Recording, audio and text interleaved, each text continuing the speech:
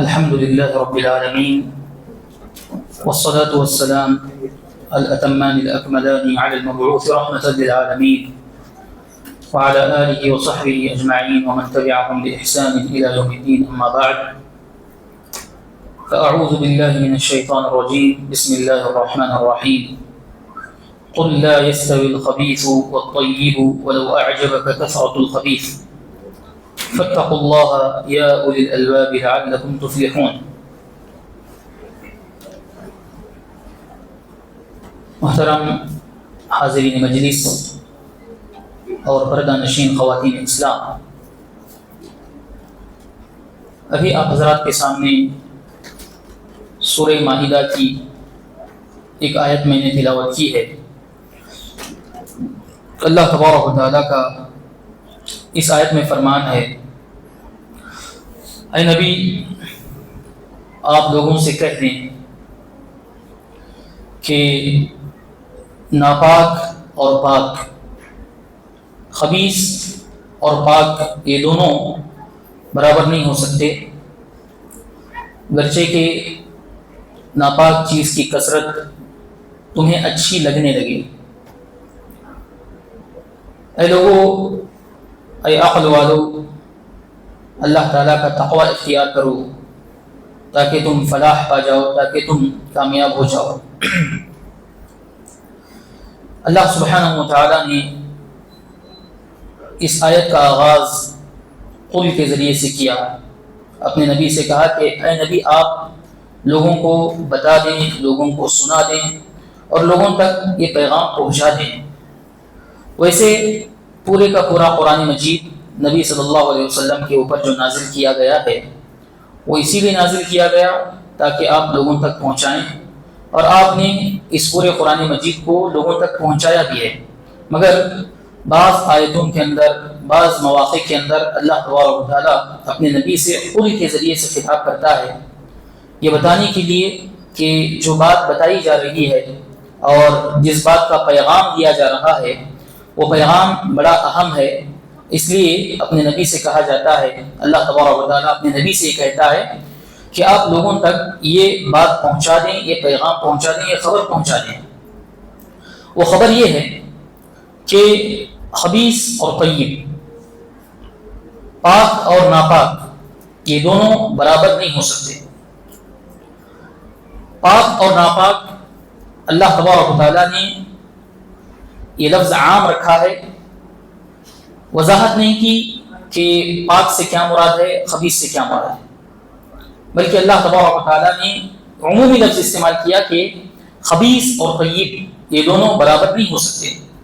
اللہ تبارک و تعالیٰ نے یہ لفظ عام رکھا ہے تو اس لفظ کے اندر تمام پاکیزہ چیزیں آ جاتی ہیں اور خبیث کے لفظ کے اندر تمام ناپاک چیزیں آ جاتی ہیں.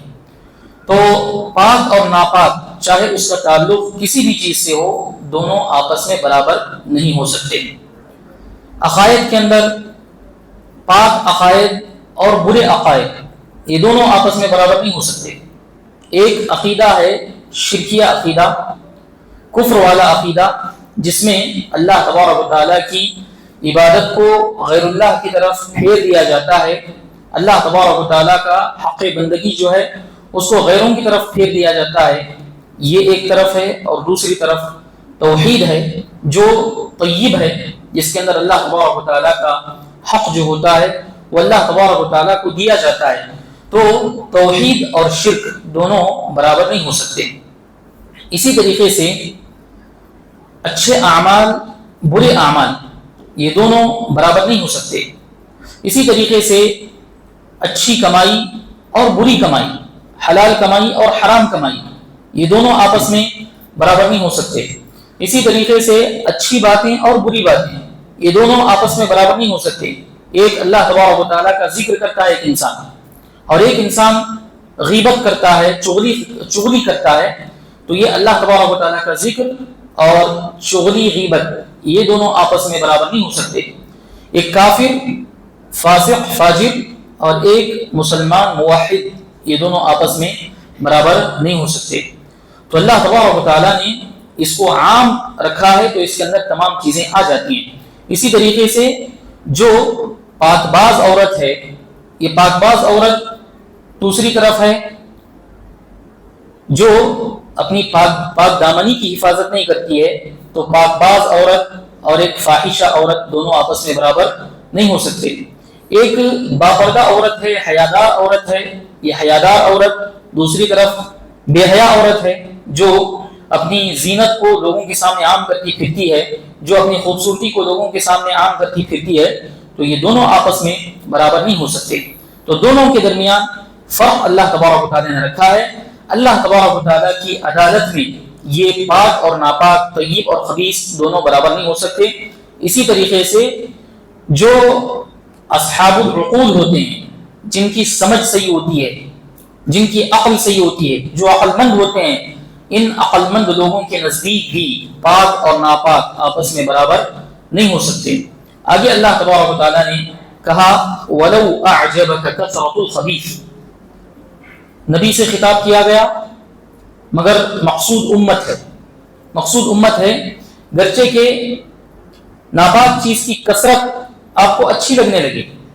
معاشرے کے اندر عام طور پر یہ ہوتا ہے کہ جو حلال چیزیں ہوتی ہیں، طیب جو ہوتا ہے، اچھے اعمال، اچھے اقوال، اچھی عادتیں، اچھے عقائد، یہ جو اچھی کوالٹیز ہوتی ہیں معاشرے کے اندر کم ہوتی ہیں، اور اس کے مقابلے میں جو خبیث ہوتا ہے، جو ناپاک چیز ہوتی ہے، وہ معاشرے کے اندر عام طور پر زیادہ ہوتی ہے، اس کی کثرت ہوتی ہے، اس کے ماننے والے زیادہ ہوتے ہیں اور اس کو اپنانے والے زیادہ ہوتے ہیں۔ اللہ تبارک و تعالیٰ اس آیت کے اندر کہہ رہا ہے کہ گرچہ کہ کسی ناپاک چیز کی کثرت، کسی خبیث چیز کی کثرت تمہیں اچھی لگے، مگر اس چیز کی کثرت کی وجہ سے، اس چیز کے ماننے والے زیادہ ہونے کی وجہ سے، اس چیز کو اپنانے والا زیادہ ہونے کی وجہ سے وہ چیز اچھی نہیں ہو جاتی، اس چیز کی جو خباثت ہے وہ دور نہیں ہو جاتی، اس چیز کی جو گندگی ہے وہ دور نہیں ہو جاتی۔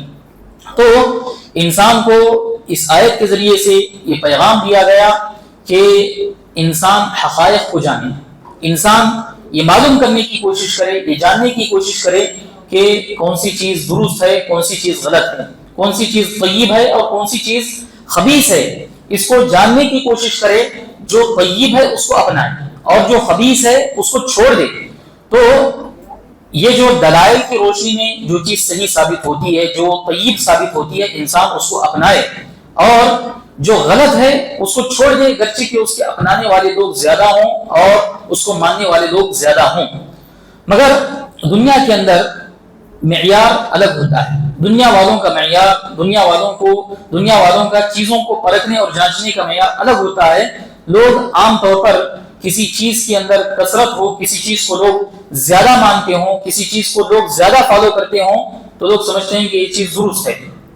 مثال کے طور پر معاشرے کے اندر سود کا رواج زیادہ ہے، تو کیا سود کا رواج زیادہ ہونے کی وجہ سے سود حلال ہو جائے گا، جائز ہو جائے گا؟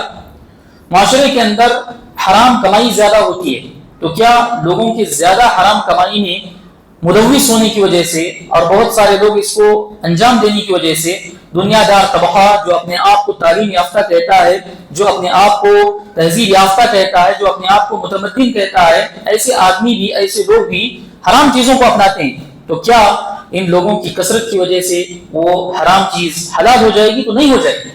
اللہ تبارک و تعالیٰ کے نزدیک کثرت کی وجہ سے کوئی چیز صحیح نہیں ہو جائے گی جو غلط ہو۔ تو اللہ تبارک و تعالیٰ نے اس آیت کے اندر اپنے بندوں کو یہی پیغام دیا ہے کہ معاشرے کے اندر جو کثرت ہے اس کثرت کی وجہ سے مرعوب نہ ہو، بلکہ حقائق کی روشنی میں دیکھیں اللہ اور اس کے رسول نے جس چیز کو صحیح کہا ہے، جائز کہا ہے، طیب کہا ہے، اسی چیز کو انسان اپنائے، گرچہ کہ وہ تنہا کیوں نہ ہو، گرچہ کہ وہ اکیلا کیوں نہ ہو۔ اور معاشرہ جس کے پیچھے بھاگ رہا ہے، معاشرہ جن چیزوں کو اپنایا ہوا ہے ان چیزوں کو چھوڑ دے۔ معاشرے کے اندر بے حیائی بہت زیادہ عام ہے اور بے حیائی عام ہوتی جا رہی ہے، تو کبھی ایک حیادار عورت اپنے آپ کو اجنبی محسوس کرتی ہے، کبھی شیطان اس حیادار عورت کے ذہن و دماغ میں یہ بات ڈالنے لگتا ہے کہ اتنے سارے لوگ، اتنی ساری عورتیں بے حیائی میں ملوث ہیں، تم اکیلی کیا کرو گی؟ یہ جو چھوٹا سا طبقہ حیاداری کے پیچھے لگا ہوا ہے، پاک دامنی کے پیچھے لگا ہوا ہے اور پاک بازی کا نعرہ لگاتا ہے، پردے کی بات کرتا ہے، تو اتنے سارے لوگ دنیاوی تعلیم یافتہ لوگ ہیں اور تہذیب یافتہ لوگ ہیں، یہ سب لوگ اس کو نہیں اپنا رہے ہیں، تو پھر وہ چیز درست ہے؟ اس طرح کی بات شیطان ذہن میں ڈال سکتا ہے۔ تو اللہ تبارک و تعالیٰ نے کہا کہ وَلَوْ أَعْجَبَكَ كَثْرَةُ الْخَبِيثِ، خبیث کی کثرت گرچہ کہ تمہیں پسند آئے اور لوگ بہت زیادہ اس کے پیچھے چلتے ہوں، مگر لوگوں کے زیادہ اپنانے کی وجہ سے کوئی چیز جو غلط ہے وہ صحیح نہیں ہو سکتی۔ تو انسان یہ چیز ذہن میں رکھے، اور اللہ تبارک و تعالیٰ نے جن چیزوں کو جائز کہا ہے، اللہ تبارک و تعالیٰ نے جن چیزوں کو صحیح کہا ہے، ایسی چیزوں کو اپنائے، اور جو غلط چیزیں ہیں ان غلط چیزوں کو چھوڑ دیں۔ تو اس آیت سے یہ بھی پتہ چلتا ہے کہ انسان کبھی کسی چیز کو جج کرنے میں غلطی کر سکتا ہے، کسی چیز کے بارے میں جج کرنے میں انسان غلطی کر سکتا ہے۔ کبھی انسان کثرت کو دیکھ کر سمجھ جاتا ہے کہ یہ چیز درست ہے، لوگوں کی جو اپنانے کی جو صورت ہے، لوگ کسی چیز کو زیادہ اپنا رہے ہیں تو انسان اس کو جج کرنے میں غلطی کر سکتا ہے کہ شاید یہ چیز صحیح ہے، مگر اللہ تبارک و تعالیٰ نے کہا کہ یہ چیز صحیح نہیں ہو سکتی۔ اللہ تبارک و تعالیٰ نے ہمیشہ سے فرق رکھا ہے ایمان اور کفر کے درمیان، خبیث اور طیب کے درمیان۔ اللہ تبارک و تعالیٰ نے کہا ام حسب الذین اجترحوا السیئات ان نجعلهم کالذین آمنوا وعملوا الصالحات، وہ لوگ جنہوں نے بہت ساری برائیاں انجام دی ہیں، جو بہت سارے گناہ کرتے ہیں، کیا انہوں نے یہ سمجھ رکھا ہے کہ ہم ان لوگوں کو اور اہل ایمان کو جو ایمان لاتے ہیں، نیک عمل کرتے ہیں، کیا ہم ان دونوں کو برابر کر دیں گے؟ کیا ایسا سمجھ لیا ان لوگوں نے؟ یہ دونوں برابر نہیں ہو سکتی۔ اللہ تبارک و تعالیٰ نے دونوں کے اندر فرق رکھا ہے، دونوں کی طبیعت میں فرق ہے، دونوں کے عمل میں فرق ہے، تو دونوں کے انجام میں بھی فرق ہوگا، دونوں کے نتیجے میں بھی فرق ہوگا۔ تو ایک طبقہ ہوگا اہل ایمان کا، ایمان اور عمل صالح کے ساتھ زندگی گزارنے والوں کا، جو اللہ تبارک و تعالیٰ کی جنتوں کا مستحق ہوگا، اور ایک طبقہ جو کفر کو اپناتا ہے، جو برے اعمال کو اپناتا ہے، تو پھر ایسا طبقہ تو اللہ تبارک و تعالیٰ کی جہنم کا مستحق قرار پائے گا اور وہ جہنم میں جائے گا۔ تو اللہ تبارک و تعالیٰ کے نزدیک اعتبار حقائق کا ہوتا ہے، لوگوں کی کثرت کا اعتبار نہیں ہوتا ہے۔ اسی بات کا پیغام اس آیت کے اندر اللہ تبارک و تعالیٰ نے دیا ہے، اور آیت کے آخر میں اللہ تبارک و تعالیٰ نے تقوی کی تاکید کی، فاتقوا اللہ یا اولی الالباب لعلکم تفلحون، اے عقل والو، اے ہوش والو، اللہ تبارک و تعالیٰ کا تقوی اختیار کرو تاکہ تم کامیاب ہو جاؤ۔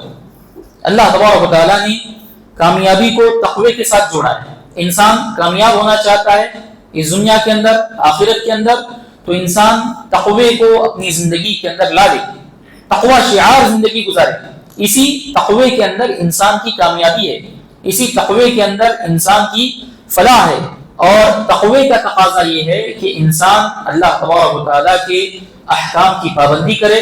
اللہ تبارک و تعالیٰ نے جن باتوں کے، جن کاموں کے کرنے کا حکم دیا ہے، مأمورات، ان مأمورات کو اپنائیں، اور اللہ تبارک و تعالیٰ نے جن کاموں سے، جن باتوں سے روکا ہے، جن کو ہم منہیات کہتے ہیں، ان منہیات سے رک جائے۔ یہ تقوی کا تقاضا ہے۔ تو انسان اس دنیا کے اندر اللہ کے احکام، اللہ کے اوامر کی پابندی کرتا رہے گا، اور اللہ تبارک و تعالیٰ کی نافرمانی سے بچتا رہے گا، اس کو ناراض کرنے والے اعمال، اس کو ناراض کرنے والے اقوال و افعال سے انسان اپنے آپ کو بچاتا رہے گا، تو پھر انسان کامیاب ہوگا، اور یہی انسان کی کامیابی کا ضامن ہے۔ تو انسان ہمیشہ تقوی کے ساتھ زندگی گزارے۔ اتق اللہ حیثما کنت، نبی صلی اللہ علیہ وسلم نے کہا کہ جہاں کہیں رہو اللہ سے ڈرتے رہو، اللہ کا تقوی اختیار کرتے رہو، چاہے تم جلوت میں رہو یا خلوت میں رہو، چاہے تم محفل میں رہو یا تنہائی میں رہو، جہاں کہیں رہو اللہ تعالیٰ کا تقوی اختیار کرو۔ یہ جو وصیت ہے تقوی کی، اللہ تبارک و تعالیٰ نے اپنی کتاب کی متعدد آیتوں کے اندر کی ہے، اور نبی صلی اللہ علیہ وسلم نے اپنے مختلف فرامین کے اندر اس تقوی کی تاکید اور نصیحت کی ہے، اس لیے کہ اسی تقوی کے ذریعے سے انسان کامیاب ہوتا ہے، اور اسی تقوی سے انسان صحیح زندگی گزارتا ہے، اللہ سے ڈرنے والی زندگی گزارتا ہے۔ اللہ سے دعا ہے کہ اللہ تبارک و تعالی ہم تمام لوگوں کو طیب کو اپنانے اور خبیث سے بچنے کے اللہ تبارک و تعالی ہمیں توفیق عطا فرمائے، حلال اور پاکیزہ چیزوں کو، حلال اور پاکیزہ باتوں کو اپنانے کی توفیق عطا فرمائے، حرام اور گندی باتوں کو، گندے اعمال کو اللہ تبارک و تعالی ہم سے دور رکھے اور ان سے بچنے کے اللہ تبارک و تعالی ہمیں توفیق عطا فرمائے. آمین. وآخر دعوانا ان الحمد للہ رب العالمین.